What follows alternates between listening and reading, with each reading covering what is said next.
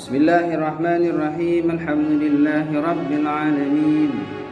Wassalatu wassalamu ala sayyidina Muhammad wa ala alihi wa sahbihi ajma'in. Faqala al-musannif rahimahullahu ta'ala wa nafa'ana bi'ulumihi wa amaddana bi asrarihi wa anwarihi wa bikum fid darain amin. Bismillahirrahmanirrahim. Auhalala atau menghalalkan orang, muharraman akan sesuatu yang diharamkan, bil ijma'i ma'luman minad dini bid darurah. Keharamannya itu adalah bil ijma'i, dengan kesepakatan ijma'. Ada tertera dalam Al-Quran dan hadis. Ma'luman minad dini bid darurah, diketahui secara pasti hal itu bersumber datang daripada agama. Mimma la yanfa' alaihi, dan ketetapan hukum keharamannya itu tidaklah samar. Kazina, seperti zina, wal liwati, dan liwat, wal qatli, dan membunuh, wassariqati, dan mencuri, wal wasabi, dan wasab. Jadi sebagaimana kita terangkan di pertemuan sebelumnya bahwa diwajibkan atas orang mukallaf itu untuk menjaga keislamannya. Jangan sampai keislaman seseorang, keislaman kita kemudian rosak oleh sebab-sebab yang terkadang berasal dari benda-benda yang kita tidak sangka. Sebab di zaman-zaman yang akhir ini ramai di antara kita yang tidak menyadari bahwa sebenarnya apa yang kita ucapkan, apa yang kita buat boleh membuat kita keluar daripada Islam. Sebagaimana kita terangkan di pertemuan sebelum ini, bahwa cara seseorang untuk kemudian keluar daripada Islam atau yang disebut dengan riddah, murtad, itu ada 3. Orang Islam dikategorikan orang keluar daripada agama Islam disebabkan 3 perkara. Yang pertama adalah disebabkan i'tiqadatun, keyakinan. Kita sudah mula meyakini sesuatu yang hal itu merosakkan kepada iman kita. Kemudian yang kedua adalah au fi'liyatun, atau perbuatan, wa aqwalun, dan perkataan. Salah satu contoh dari yang 3 perkara itu, riddah yang 3 cabang itu adalah sebagaimana disebutkan tadi, ketika orang menghalalkan sesuatu yang diharamkan oleh Allah Subhanahu wa taala, sesuatu yang diharamkan oleh baginda Rasulullah sallallahu alaihi wasallam, maka hal itu menyebabkan orang tersebut keluar daripada Islam. Dalam Al-Quran Allah berfirman, وَمَنْ لَمْ يَحْكُمْ بِمَا أَنْزَلَ اللَّهُ فَأُولَئِكَ هُمُ الْكَافِرُونَ. وَمَنْ لَمْ يَحْكُمْ, وَمَنْ, dan barang siapa, lam yahkum, yang tidak menghukumi, siapa man, orang tersebut menghukumi sesuatu, bima anzalallah, menurut apa yang Allah telah wahyukan, menurut ikut kepada apa yang Allah telah larang, Allah perintahkan, faulaika humul kafirun, maka orang tersebut dikategorikan sebagai orang-orang yang kafir. Subhanallah, ayatnya jelas ini. Seperti apa contohnya tadi? Musannif mencontohkan kazina, seperti orang berzina. Ini keharaman zina jelas dalam Al-Quran. Kemudian apa lagi? Wal liwat, dan liwat. Nauzubillahi min zalik. Di zaman-zaman akhir ini sudah ramai orang-orang yang cara berfikirnya, cara hidupnya disebut sebagai golongan-golongan yang songsang, yang tidak normal. Ini adakah ini bermula di zaman kita? Tidak.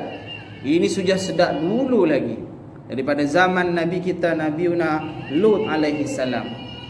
Baginda Rasulullah sallallahu alaihi wasallam cukup memberikan satu amaran dan peringatan yang cukup keras kepada siapa-siapa yang tidak ikut kepada arahan Rasulullah sehingga mereka terjebak dengan amal-amal seperti liwat, na'udzubillah. Kata Rasulullah sallallahu alaihi wasallam, la'anallahu man amila amala qaumi Lutin. Allah melaknat siapa-siapa yang berbuat seperti perbuatannya kaum Nabi Lut. Subhanallah. Ini dihalalkan. Yang asalnya zina itu haram, liwat itu haram, membunuh dengan tanpa sebab yang hak itu haram, mencuri, ghasab itu haram. Maka ada orang-orang yang mengatakan ini halal, ini enggak apa-apa, ini tak apa, sebab ini ada sebab. Tak boleh. Kalau kita sengaja duk cakap, duk keluarkan fatwa kepada orang lain, apa-apa yang diharamkan oleh Allah itu dijadikan sebagai benda yang halal, maka kita dikategorikan sebagai orang yang kafir, yang keluar daripada agama Islam. Subhanallah. Au harrama, atau mengharamkan, halalan akan sesuatu yang halal. Kadzalika, sedemikian itu, kalbai'i, seperti jual beli, wan nikahi, dan akad nikah. Ataupun sebaliknya, kalau contoh yang pertama dikategorikan sebagai orang yang keluar daripada agama Islam adalah orang-orang yang menghalalkan sesuatu yang diharamkan oleh Allah, maka seterusnya, kata musannif, adalah ketika ada seseorang yang mengharamkan benda-benda yang halal. Allah tidak mengharamkan dalam Al-Quran, Rasulullah sallallahu alaihi wasallam tidak mengharamkan dalam hadisnya, ijma' ulama tidak ada yang berfatwa bahwa benda ini adalah haram. Maka kemudian ada seseorang datang berfatwa, ini haram, ini haram, ini haram, maka orang tersebut juga dikategorikan sebagai orang yang keluar daripada agama Islam. Masya Allah. Au nafa, atau menghilangkan. Siapa orang menghilangkan akan apa? Wujuba mujma'in alaih, akan kewajiban yang telah diwajibkan oleh Allah Subhanahu wa taala kepada orang-orang Islam secara majoriti. Seperti apa? Kas-shalawatil khamsi, seperti solat wajib 5 waktu, waz-zakati, dan zakat, was-saumi, dan puasa, wal haji, dan pergi haji, wal wudu'i, dan wudu. Ataupun ada seseorang tiba-tiba dia nak menghilangkan apa-apa yang telah Allah tetapkan bahwa itu adalah kewajiban kepada seluruh umat Islam di seluruh dunia. Nauzubillah tuan-tuan, nauzubillah adik-adik yang di zaman-zaman akhir ini ada juga orang yang mengatakan bahawa saya didatangi oleh malaikat Jibril, saya didatangi wahyu melalui malaikat Jibril, bahawa saya dibenarkan untuk meninggalkan solat, saya dibenarkan untuk tidak bayar zakat, saya dibenarkan untuk tidak berpuasa, saya dibenarkan untuk tidak pergi haji. Padahal itu semua adalah kewajiban-kewajiban yang telah Allah sampaikan melalui lisan Nabi kita Muhammad sallallahu alaihi wasallam. Alangkah munafiknya ketika ada seseorang yang mengatakan bahwa Allah tidak mewajibkan lagi kepada saya akan perintah solat, Allah tidak mewajibkan lagi kepada saya akan perintah berpuasa. Kita boleh bertanya kepada dia, awak ni sekarang awak ni lebih tinggi ke darjah awak daripada baginda Muhammad sallallahu alaihi wasallam? Sedangkan Rasulullah sallallahu alaihi wasallam, yang kata ulama, beliau adalah pribadi yang dimaksum oleh Allah, yang terlepas dari hisab, yang terlepas daripada dosa. Rasulullah sallallahu alaihi wasallam masih melakukan ibadah-ibadah yang diperintahkan oleh Allah. Apatah lagi kita sebagai umatnya yang entah bagaimana derajat kita di sisi Allah. Kemudian kita datang, kemudian kita berfatwa kepada orang lain mengatakan bahawa tidak diwajibkan lagi ke atas diriku untuk melakukan solat. Na'udzubillahi min zalik. Dalam banyak riwayat Ada satu riwayat yang disampaikan oleh Sayyidatuna Aisyah radhiyallahu anha, di mana Sayyidah Aisyah berkata kepada sahabat, bercerita kepada sahabat yang lain, pada satu ketika aku pernah bertanya kepada Rasulullah sallallahu alaihi wasallam, wahai Rasulullah, kenapa engkau masih rajin beribadah sehingga aku nampak tumit kaki kepada dirimu bengkak disebabkan terlalu banyaknya engkau beribadah, sedangkan engkau adalah pribadi yang dimaksum oleh Allah, yang dijamin untuk masuk syurga. Kenapa ini ya Rasulullah? Apa jawaban baginda Nabi kita Muhammad sallallahu alaihi wasallam? Rasulullah menjawab dengan jawaban yang sangat indah kepada isteri beliau Sayyidatuna Aisyah radhiyallahu anha. Apa kata beliau? Wahai Aisyah, wahai Ummul Mukminin, tidakkah aku boleh tetap menjadi pribadi yang bersyukur kepada Allah? Subhanallah, Rasulullah yang dimaksum, yang dijamin masuk syurga oleh Allah, masih senantiasa merasa nikmat, masih nak menjadi pribadi yang tetap bersyukur kepada Allah. Apatah lagi kita yang tidak tahu kita dijamin masuk syurga entah neraka, na'udzubillahi min zalik. Kembali kepada pembahasan kita, kalau ada orang yang meyakini, yang berfatwa, yang kemudian mengeluarkan satu perkataan dan bahkan berbuat meninggalkan sesuatu yang diwajibkan oleh Allah Subhanahu wa taala, maka orang tersebut dikategorikan sebagai orang yang keluar daripada agama Islam.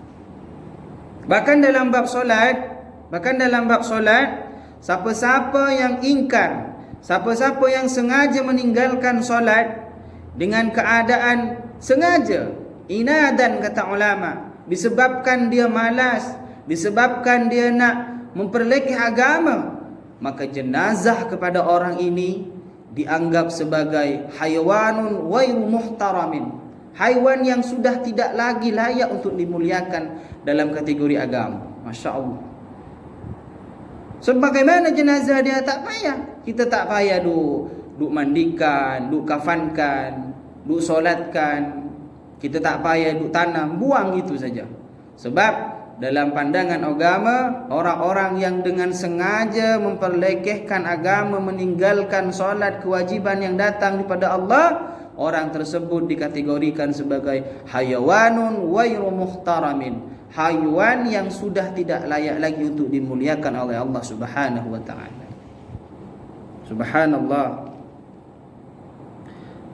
Au aujaba, atau mewajibkan, ada orang yang mewajibkan malam yajib, sesuatu yang tidak wajib, ijma'an menurut ijma' ulama. Atau tiba-tiba ada orang mengeluarkan satu fatwa, melakukan satu amalan yang benda itu tidak diwajibkan oleh agama, tapi diduk kata ini wajib, datang daripada Allah, menambah-nambah dalam agama, tak boleh. Tapi dalam bukan kategori yang disebut sebagai bid'ah. Subhanallah, kita nak sentuh sikit pasal bid'ah. Bid'ah ni duk kata Rasulullah sallallahu alaihi wasallam pernah bersabda, kullu muhdatsatin bid'ah wa kullu bid'atin dalalah wa kullu dalalatin finnar.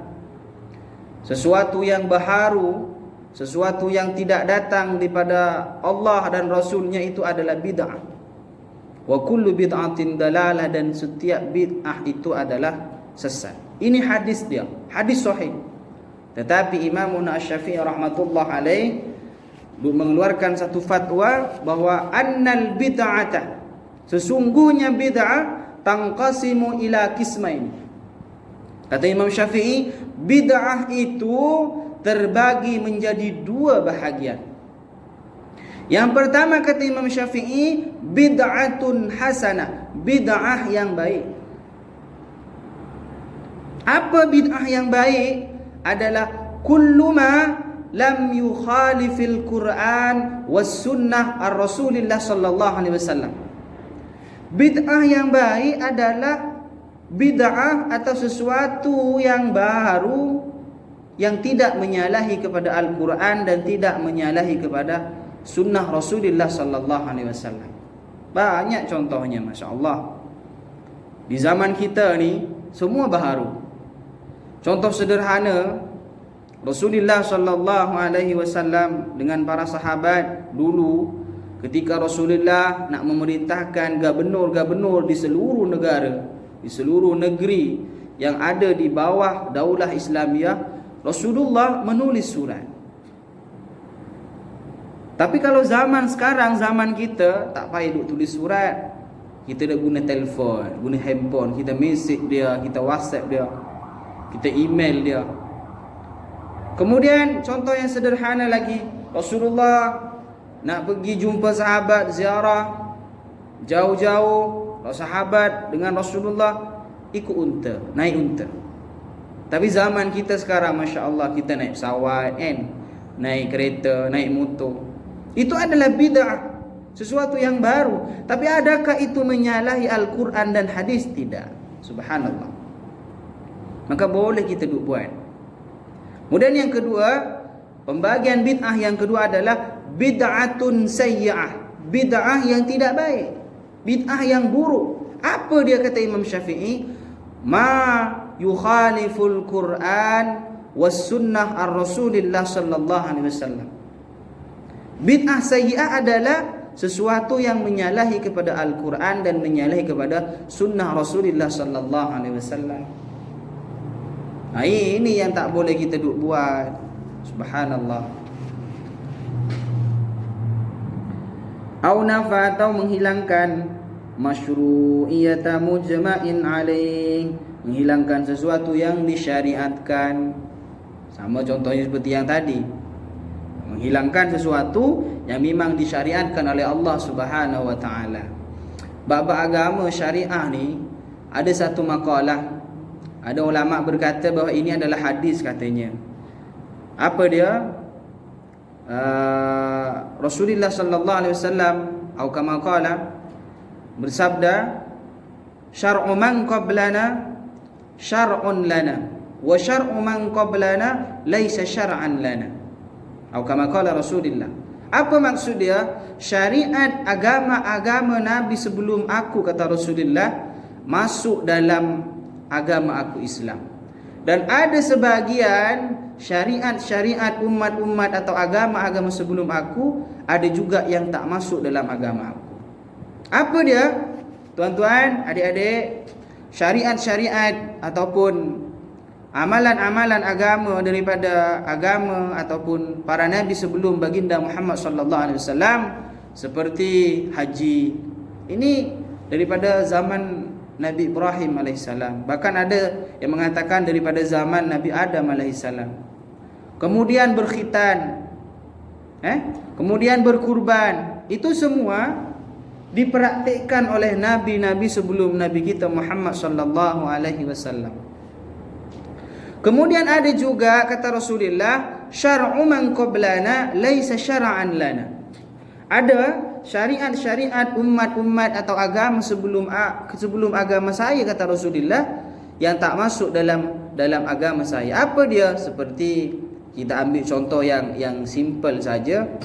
Cara menghilangkan najis pada zaman Nabi Musa alaihissalam. Kalau contoh ada najis terkena kepada kain kita pada zaman Nabi Musa, kain ni bukan boleh dibasuh, najis ni bukan boleh dibuang, tapi kita kena gunting, kena koyak. Sama juga dengan orang yang berbuat dosa pada zaman Nabi Musa alaihissalam. Bagaimana Allah nak menerima taubatnya?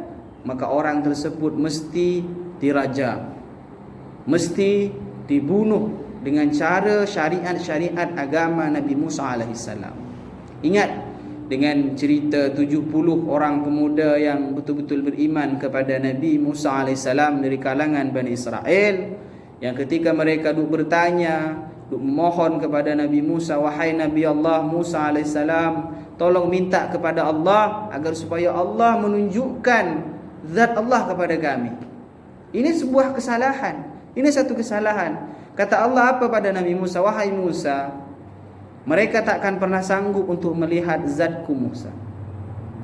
Aku akan tunjukkan nur, cahayaku kepada bulan, kepada gunung di depanmu Musa.